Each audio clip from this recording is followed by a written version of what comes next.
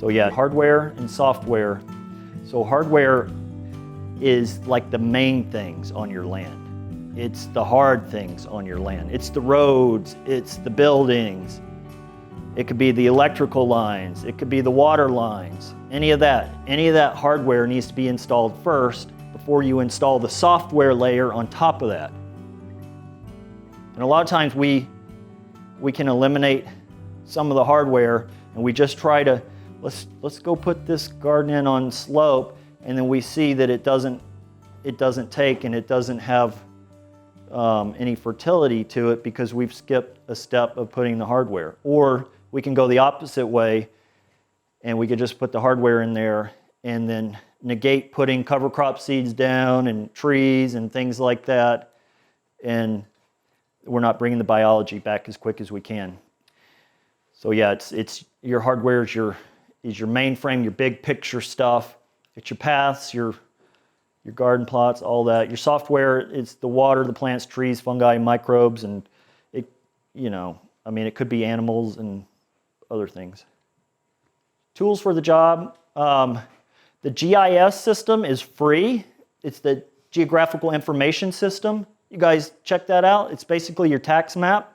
If you go onto your county, they've got a tax map.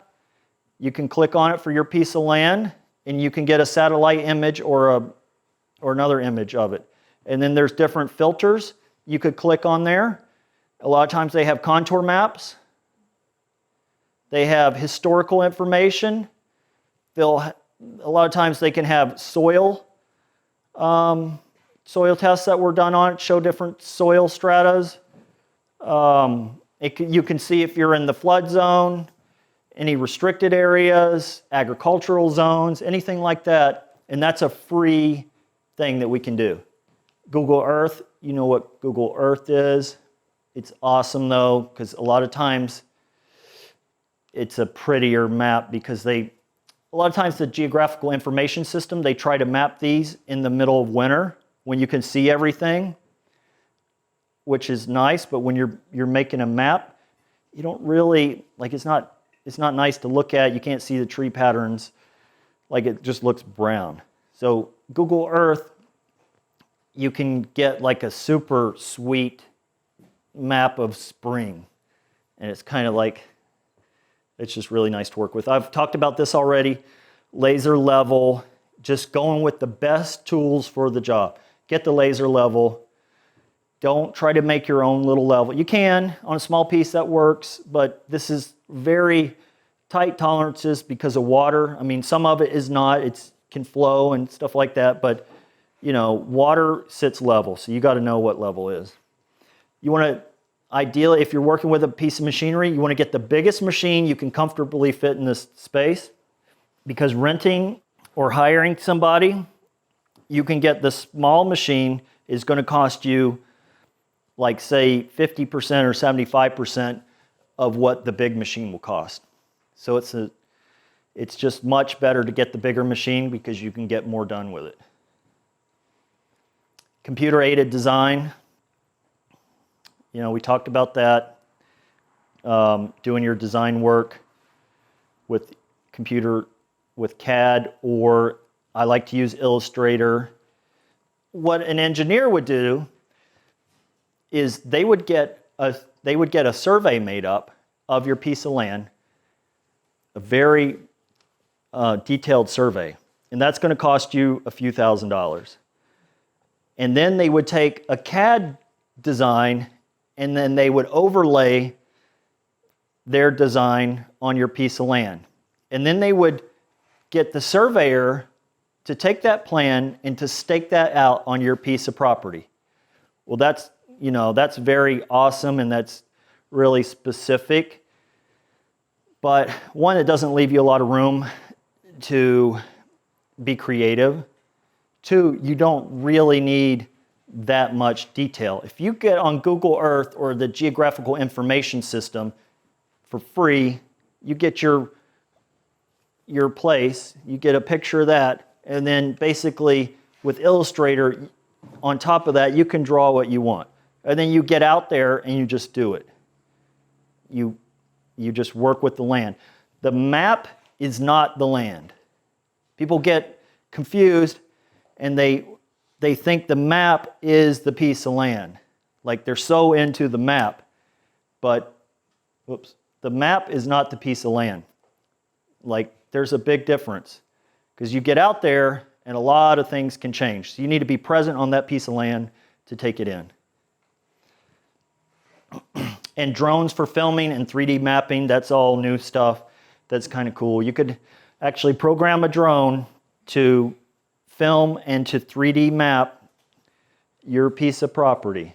So you can get a 3D map if you want to go that specific. I don't think you need to, but I'm just throwing that out there. I'm going to be really quick here. You guys could write this down if it's pertinent to anything. You take your acreage, calculating the water catchment, you take your acreage and you multiply that times 27,000. 27,000 is the amount of water on 1 acre with 1 inch of rainfall. That's 27,000 gallons. So think about that. If you've got, sometimes we get 5, 6, 7 inches of rain on 1 acre. 7 times 27,000, that's a lot of water. But anyway, that just boggles my mind. That just astounds me every time I think about it. So your acreage times 27,000 times the amount of rainfall in inches. So you could, if you wanted to figure out over a year how much water you're going to get on this piece of land, you basically take your acreage times 27,000 gallons times, around here, we get 49 inches of rain, historically. So you multiply that times 49 inches, and then you multiply that times the coefficient. The coefficient is simply how much water infiltrates into a piece of land. So if we have hard runoff, all the water runs off. If, like Rocco's beautiful pastures, you might only have 20% runoff.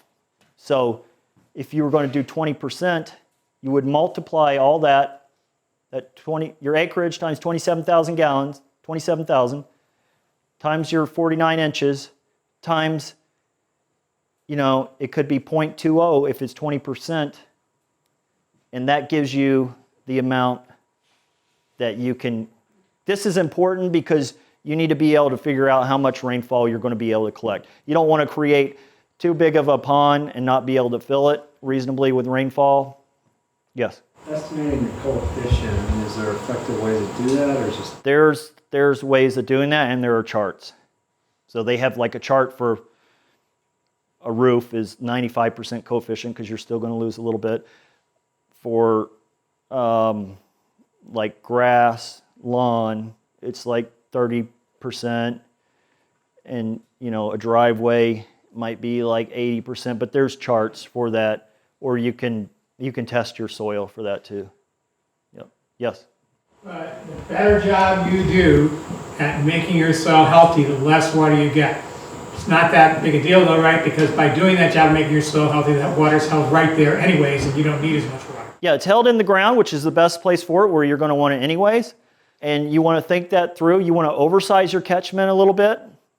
So no matter how good of a job you do, there's always going to be runoff, no matter what. I mean, you're always, in this climate, you're always going to have runoff. So at some point you want to capture that. That's why key lining works great, but then what do you do with the runoff after it's saturated? That's why mixing our systems together works better. So if we oversize the catchment as much as we can, and then we keep improving the soils, and we're collecting less, but our catchment is still big enough to fill our pond. That's what we want. And we have to be patient also, because we're working with long seasons. And it's really funny. It's like you spend so much time, you dig these ponds out, and you get everything ready, and everybody's all excited. And then they never think about the rain until then. And then it's like, seriously? Where's the rain? Like, I've got to wait? And it could be, if you do it early summer, you could be 6 months out, before you've got rain enough to fill your pond. Something like that. So that's something you need to keep in mind. You've got to be patient with the seasons. We're kind of larger, longer, outlook with what we're doing. System evolution. You want to install your system, you want to step back, and you want to observe. And then when your system starts to demonstrate what it's doing, you want to come in and adjust. And you want to tune your system. You can fine-tune your system. And then you want to step back and observe. And you just want to keep doing that. You just want to keep stepping back, observing. The system is going to demonstrate different things that none of us have any clue about. There's so much magic that happens. When I did the little wetlands over at Grandview, the first cool evolution was Michelle's bees ended up starting to drink out of the wetlands. Of course, bees are going to go to water and drink. We know that. But as far as, observing that evolution, that's what's important. Seeing that there's evolution, observing it. And then, oh man, you start thinking about that. Oh, they're on the filter fabric wicking the water away. And then you could install that on something else or think about that in the future. So that's kind of, you want to test your soils, you want to apply minerals, you want to apply lime, azomite, different soil amendments. It's really important in this area to apply lime. Lime is, our soils are generally acidic, and what that does is limit the plant's uptake of other nutrients. So by applying lime, that just gets you ahead. Yes? Are mineralogical disposition maps useful, do you find? They can be, but it's kind of broad. Soil testing, just Yeah, it's kind of broad. You can get more specific by testing your own soil. Details and beauty are what it's all about. At the end of the day, everything we need, everything we do, I think we're kind of, I don't mean to be so down on our culture, but I think we're losing that. You look at the strip mall and you look at, some of the roads and this and that and the other and the houses that are being built. There's a lack of beauty in it. And it's thinking about how can we incorporate beauty back into what we do. And because it's not something easy to pin down what beauty is, but we all know when we see something that's beautiful, we know it's beautiful, and so we really need to incorporate that back in. And details, look at this. Look at this curve. That is beautiful. That is detailed. Look at this rock work. Beautiful. This was earth resource. That's all reclaimed stone. Came out of a hand-dug well. Look at that. It's beauty. It's just... Dry stack? Yeah, dry stack. More rock work, details. This is over at Grandview. It's just taking the time to do things tight and to make it beautiful. Yes? And the glory of it is the more you just get into putting the plants out that you love to look at, serendipitously you're creating the diversity you need, and the insects and everything else is thriving on it too. It's not accidental that we love a diverse environment, because it's beautiful, but it's also exactly what nature needs. Exactly, yes. So education, this, we need to really work with education. I'm a big proponent of every farmer taking the PDC. Just because of the story I was telling you about me spending 10, 15 years on my piece of land and doing stuff wrong for 10, 15 years. And if I could have backed that up and I could have got good design knowledge and known what to do, I would have created a healthier piece of land, a more productive piece of land. I would have saved time, I would save money, all that. So I truly think everybody should take the PDC, not for all the detailed information in it, but because it gives us a way to analyze the land that's not found anywhere else. Like it gives us step-by-step way of looking at the land. So it gives us a framework of reference to work with. And when we're doing it on our own, we don't have that framework. Like we can hit and miss and we can learn from mistakes and all that, but it's better, it's only 72 hours and there are free PDCs online. I think a better approach would be find somebody who's doing something that you like that's teaching a PDC and learn from them. Now people are teaching the PDC and they're leaving the earthworks out of it because they think it's destructive, and it can be, but I think can also be the most healing part. So if you are taking a PDC, I would say make sure the earthworks part is in there. Training, and so you can take the standard PDC and then you can take an earthworks training course, and you could take building training. So you just keep layering on your skills, and that's what it's all about. Just keep improving your skills. Just constantly, never-ending improvement. You can do, volunteer. You can be an intern. Awesome one. I think I talked about this earlier, kind of with the PermaBlitz, but is doing meetups, like that social technology tool of having meetups. Being able to start your own meetup, be able to work with people that have a meetup, and you get together. The meetup, they don't have anything like this around here, and I'm really inspired to start it, but is to do meetups where the intention is you go to a person's property and you have a plan already. The person has a plan, you work with them, and then everybody shows up, and it's kind of like a barn raising. And you bust out like crazy amount of work. You have a potluck, and then if you go the way they've been doing it in Australia, and it works great, you go to 4 of these, and then you can sign up to have one at your place. So it's just like, it's community-based, you can get a lot done, you're getting education, it's a no-brainer.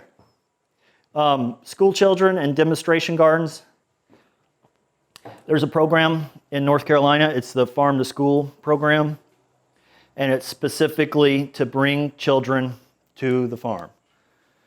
So I've kind of shamelessly plugged an idea, but it's on here, there's no attachments.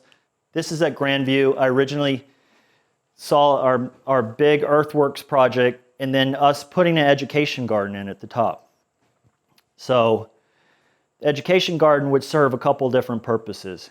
It would be, there's 2 houses here, and basically we could set this up with all the technology that's small scale that people can do on their own property.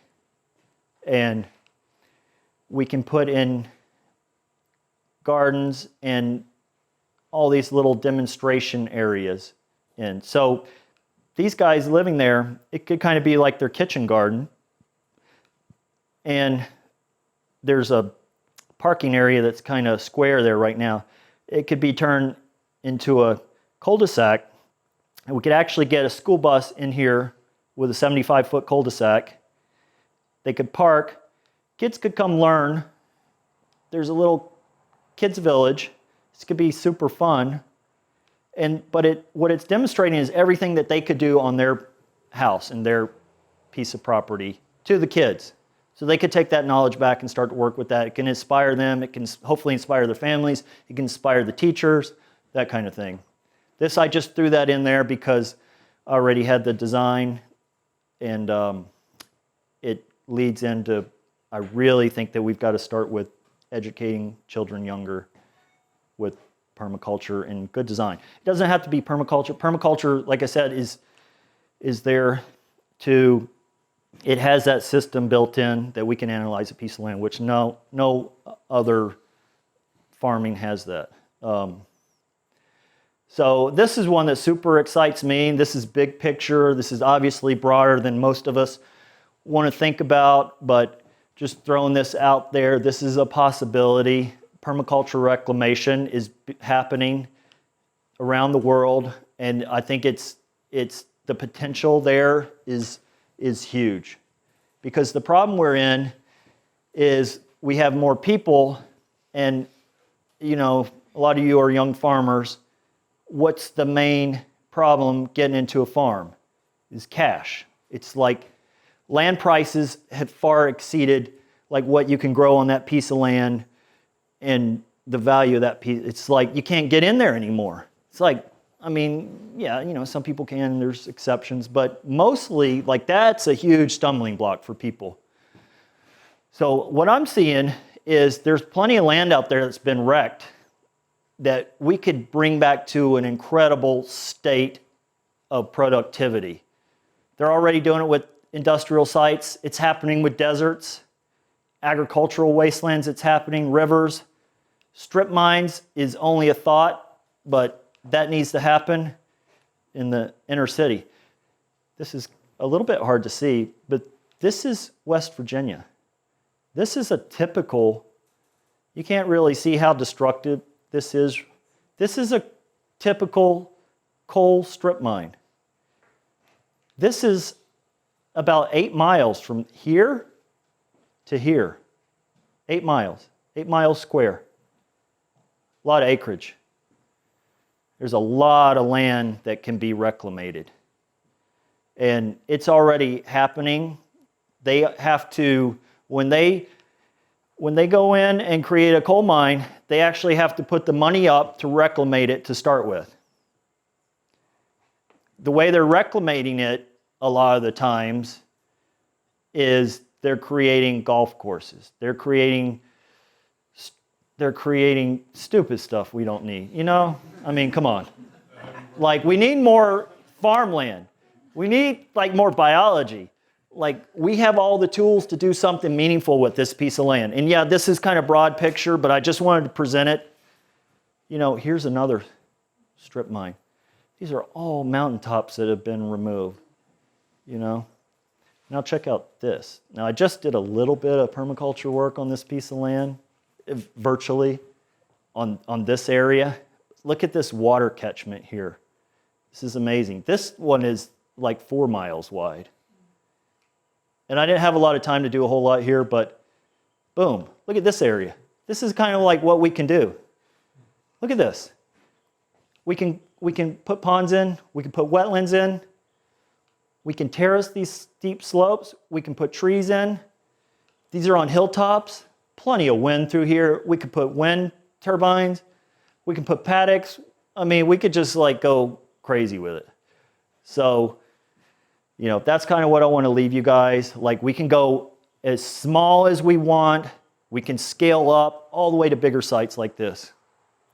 And that's, go ahead. Have you looked into, I mean, I'm sure you have, but ways to get that funding transferred? You know, I mean. Yeah, no, I called, well, I didn't call, but I'm trying to message Peabody Energy. Of course, they won't get back to me. But my idea, which is kind of crazy, but was to do guerrilla gardening. Like, to come here, to pick a small, really small site, do it by hand, do some water collection, plant some trees, film the whole thing, like do a permaculture blitz on a small piece of property, on a small section of it, and film it and put it out there, you know.